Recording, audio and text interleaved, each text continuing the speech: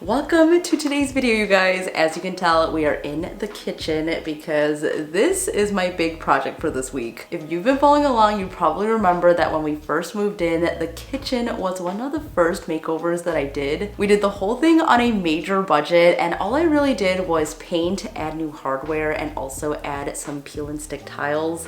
And I changed this little area into an open shelf. All of those changes have definitely made an impact, but now that it's been about a year and 3 months since we did it, I think it is time for an upgrade. I've just gained so much more confidence and way more skills than I had then, so I think today it is time to tackle this project. We are gonna do a bunch of DIYs and give it the upgrades that it deserves. So let me show you guys what we are working with and the changes that I plan on doing. I still really love the paint colors that we chose, so I went with a two-tone kitchen, and I will list these colors below for you guys. The paint has been holding up great, and the hardware looks amazing against the green, so I really love it still. But if we move in closer, past my rice cooker and all of our little things over here, we have the peel and stick tile. This initially was just a way for me to test out this tile design. I love the vertical stacked look, and I wasn't sure if it was gonna look good in this kitchen, but now that we've lived with it, I absolutely love it. So I think it is time for us to upgrade this. I don't know if you could tell, but it is lifting in some areas here, which it's easy just to, you know, press it back into place. But I think it is time to add some real tiles in here. So that is what we're gonna do today. When we were doing this makeover, I definitely was just looking for the cheapest and quickest way to make a change. And I definitely was not confident enough to tile the walls. So we are going to do that.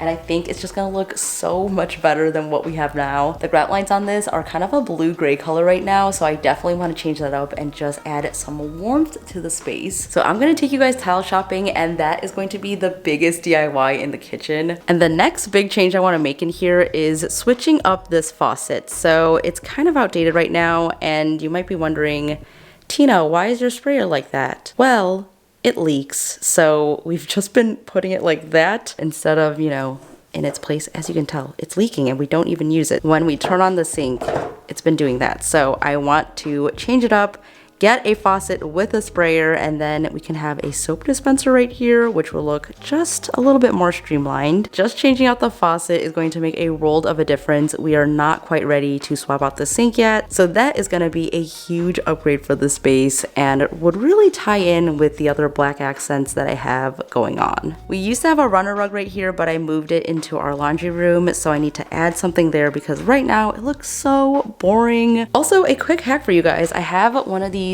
cushiony mats right here. It came with Brian's standing desk, and I just put a regular rug over it, and now you have a little squishy pad for your feet. Another thing that you may or may not notice from this kitchen is, yes, these are two different paint colors, and that's because I just was too lazy to do it, so I think it's time that I change that. So I need some paint up here, here, this whole section, and then even up here as well.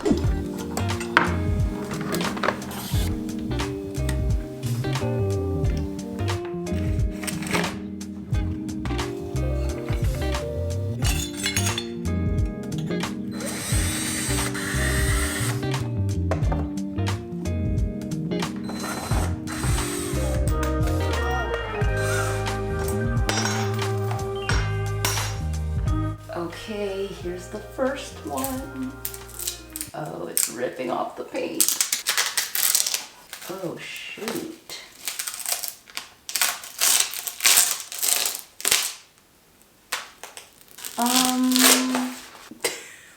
Okay, I'm gonna try using a hair dryer and see if that helps warm it up.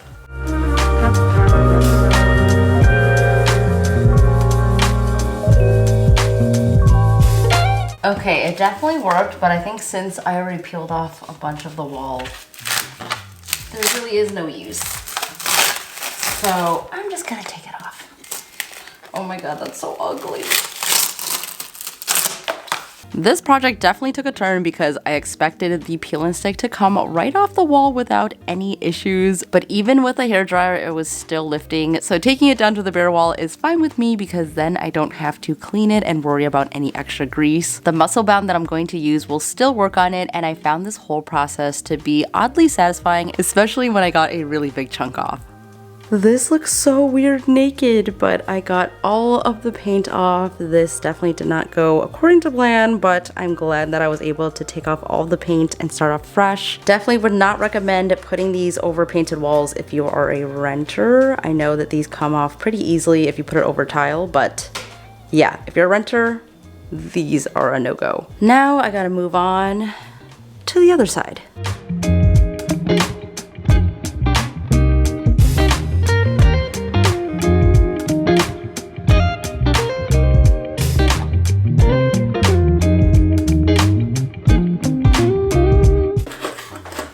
Wow.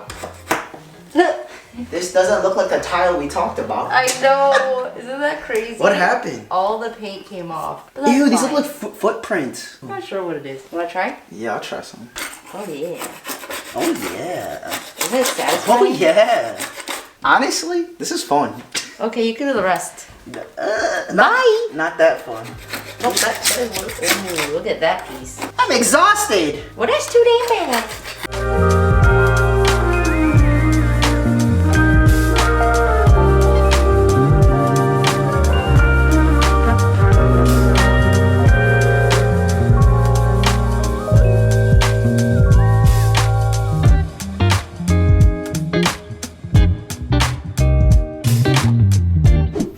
Okay, that was a pretty successful trip. I'm so glad that they had the muscle bound because I couldn't find it anywhere else. Next up, I'm gonna go to Floor & Decor just to see if they have anything different or if it's even cheaper. And I also want to see if they have more grout options. So let's head over there and see what we can find. Let's try to do a driving clip, even though I'm pretty sure the phone is gonna fall.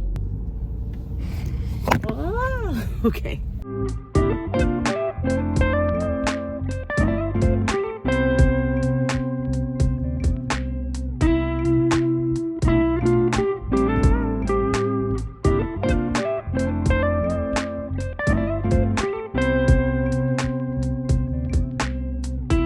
Oh my god, look at how pretty these are.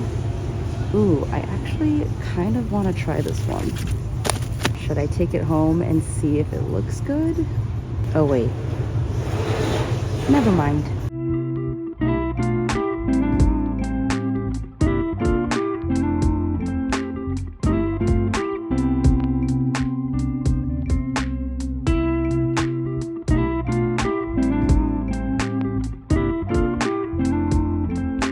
Okay, I'm gonna test out some grout colors, so maybe Faucet? Just want something light. I think that's too warm. There is an autumn green, which would be kind of fun, but maybe just a little too dark. So last week I shared with you guys that I am working on launching a website this year, and it is all thanks to today's video sponsor, Squarespace. They've just made the process so easy to build out. If you're not already familiar with Squarespace, it is an all-in-one platform to build your brand and grow your business online. So if you're someone who has a small business, or if you're an artist or an entrepreneur, or if you're looking to start your side hustle this year, I think that Squarespace is just the best place to get your website up and running. The first step is to secure a domain name, so they've just simplified the process, so I was able to find one right on Squarespace. They have a feature where you just type in what you're looking for and it shows you a whole list of what is available. That's what I used to get mine, and I was able to pay right on there, and they don't have any hidden fees or price hikes, which I think is really nice. And personally, I think that Squarespace just has the best looking themes and templates. There's so many to choose from, so whatever vibe you're going for, you're able to customize it right on there. And I also just learned that they have a video studio app, and you guys know that I love video, obviously. This is a tool that will help you make videos to really engage with your audience on your site. I am definitely using that feature, and if you guys want to check out Squarespace for yourself, you can click on my link down below for a free trial, and when you're ready to launch, you can use that same link to save 10% off of your first purchase of a domain or website. So make sure you check that out, and thank you to those of you who gave me suggestions on what you want to see on my website. I got a bunch of requests to sell merch on there, so let me know if that is something that you guys are interested in, and also let me know what types of merch you guys would like, because I think that creating merch would be so much fun, and it's definitely got me thinking about what I could create, but I would love to hear what you guys think.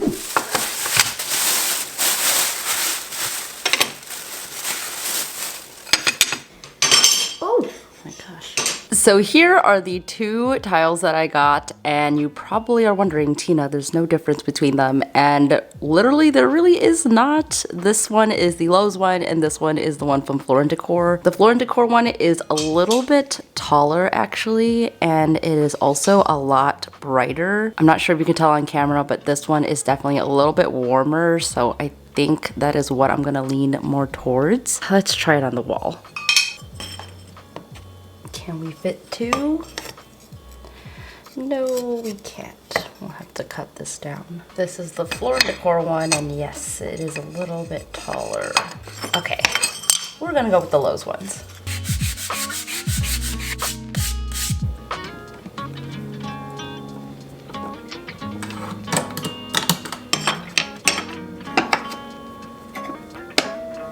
It is tile day! This is gonna be my second time at tiling, and I'm like a tiny bit nervous, but I'm also really excited to just have this space done and look a million times better. Everything is prepped and ready to go, and last night we went and grabbed the rest of the tile. And as you guys saw, I'm using Muscle Bound for this. This is basically a tile adhesive mat, so instead of using your regular mortar, you would use this, so it's a lot less messy. I watched a bunch of videos on this, so it looks pretty easy to use, but I will put it to the test and let you guys know what I actually think about this. And I also grabbed a tile saw, so I saw Exo McKenna use this little tile saw. It is $65. So instead of renting one, I'm going to be using this, and this is really going to come in handy, especially when we have to cut around the outlets. I was supposed to grab a manual cutter as well, but I totally forgot. So this is what we're going to use to cut all the tiles. The reason why I wanted to grab the manual cutter was because the Muscle Bound actually needs the tile to be completely dry before you can put it on. But I did learn a little hack on how to dry the tiles, so that will be a little bit of a quicker process. So I will test that as well. We are going to attach it to the wall and see how well it works. I'm just applying this vertically as per the instructions, and the adhesive actually activates once it's pressed down. So after I get it on there, I'm going to press it firmly for 5 seconds for each of the sections. If you're a newbie to tiling, I think that backsplash is the perfect place to start because you don't have to deal with a subfloor or even leveling the floor out perfectly. I know that when we did our bathroom, that was something that I was really concerned about. It took me a long time to get comfortable with the idea of tiling, but after we did the powder room floor, I feel like I could do anything. I have really clear memories as a kid watching my dad tile our family home and also our family business, so I kind of knew the process, but it wasn't until I tried it myself that I realized how doable it actually is. So doing a backsplash is definitely something that you can do over a weekend, and whether you choose to use a tile adhesive mat like this one or a regular old mortar, just trust in the process and take it slow. Unless you're grouting, then you gotta hurry that up a little bit. Your love shines through, the darkness will get through. Step 1 is done. It's looking pretty good. It also flew by so quickly. I'm very impressed with it so far. The next thing I'm gonna do is actually finish off the edge here. So I have some tile trim. I'm gonna use my miter saw just to cut that down. This is gonna give us a really clean edge and just make it look super finished. Just kidding, we are not using a miter saw for that because this was a fail.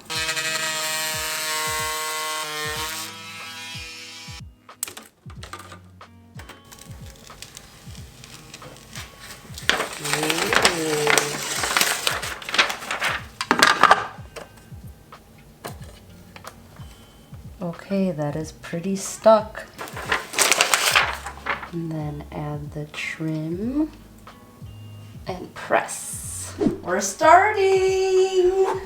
Here are all the tiles. Nervous.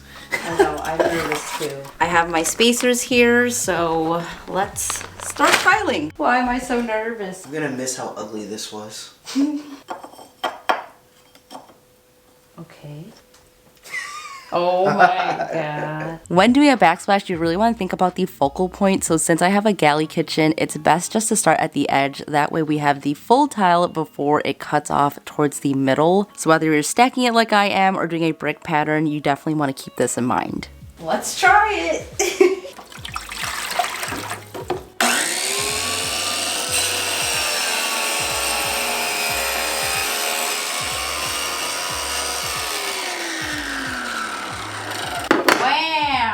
Look at that.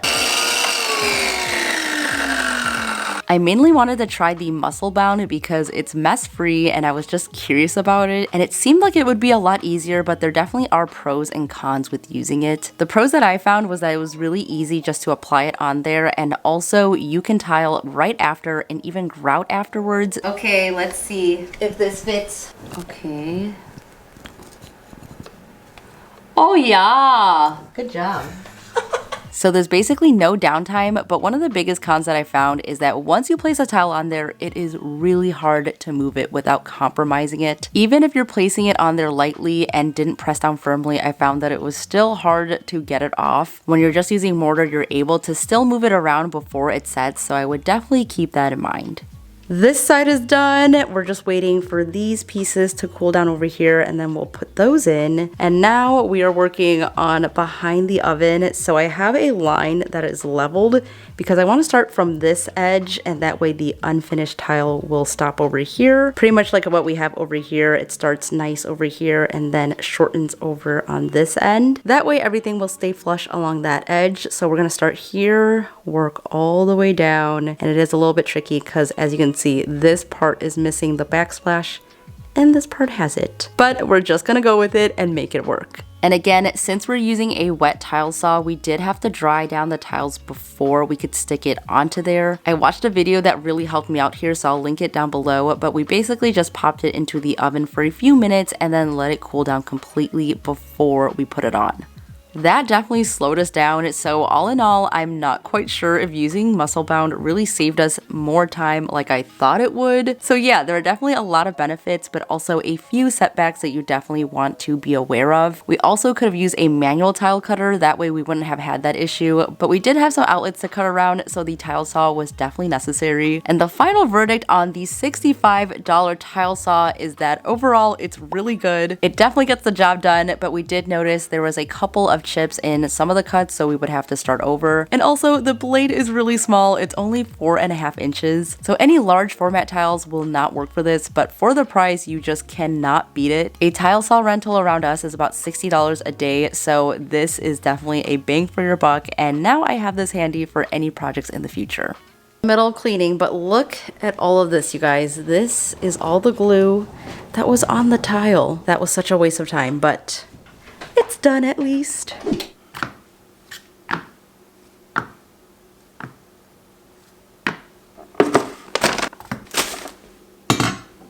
It is a new day. None of the tiles fell off, which I honestly was a little bit worried last night. Everything is set in place and now it is time to grout. So I have all of the supplies right over here. We're going with the color Alabaster, which is a nice light grayish beige color. I really just wanted something softer and not as harsh, so I think this is a good choice. Last time that I grouted was in this bathroom right here. It took me forever because there's a lot of space between penny tiles, but with subway tile, we just have these lines, so hopefully it goes by a little bit quicker, but I'm going to time it and see how long it takes.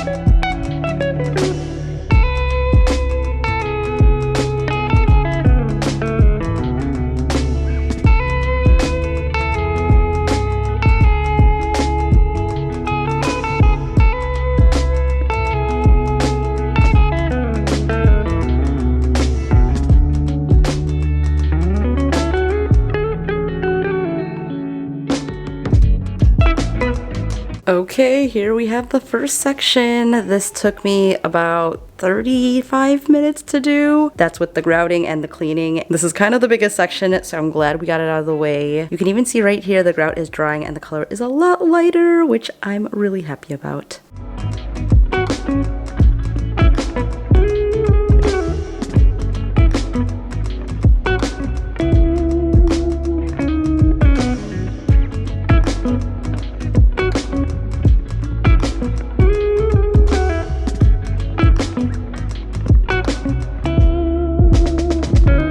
Okay, after 2 hours, it's done. The backsplash is in. I am so happy that we decided to do this because it honestly just elevates the kitchen so much more. Before, when we had the peel and stick, I just knew that it was peel and stick, so it just never looked that good to me. And now that we have real tiles, I feel like we have a proper kitchen.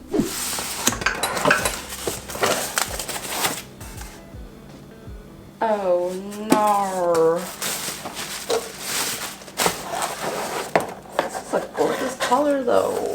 I was planning to replace the faucet today, but I did not check this box soon enough, and this is definitely not the matte black that I ordered. It is really beautiful though, and it actually matches the hardware in here perfectly. It just doesn't look that good when I put it against the stainless steel sink. So I'm gonna wait to get the correct faucet in, and in the meantime, I'm just gonna paint the walls.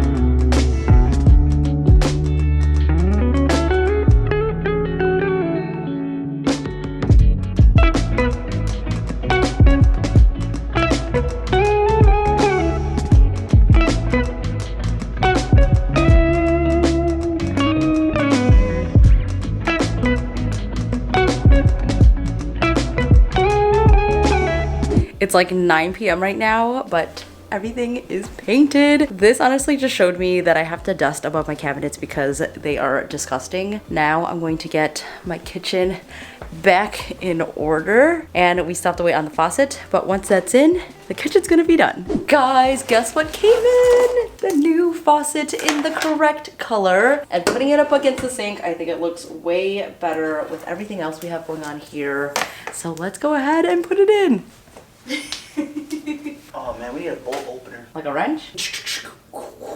I'm just here to supervise. If there's any DIY I don't like to do, it is plumbing. I'm not built to be here. Okay, this is good to go, right? Yeah. Oh, do you have to disconnect it? Why am I not wearing gloves? Just cut it. I don't want to use the kitchen scissors for this. Why? Cause that's nasty. I feel like I'm cutting an umbilical cord or something. Yay. It's a girl. I like how you have to do the hard work and I get to do the satisfying part. It's satisfying for me not to touch that right now. Ooh!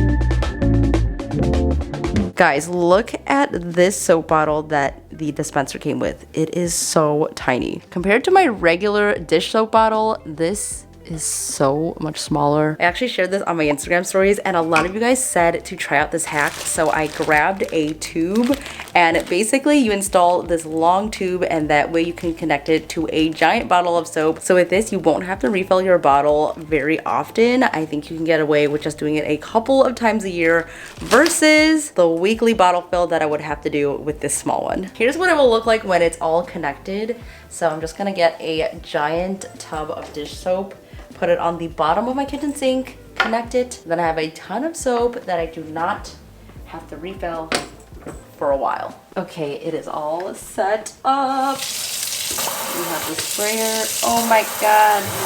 I have not had a luxury of a sprayer in so long. Ah, this is amazing. A year and a half ago, I made this kitchen over with just the basic skills I knew, which was painting, adding peel and stick tiles, and changing out the hardware. I was just starting out with my DIY journey, and now with the new skills and confidence that I've gained, I'm so glad to have revisited the kitchen with new upgrades that just make it feel so much more complete.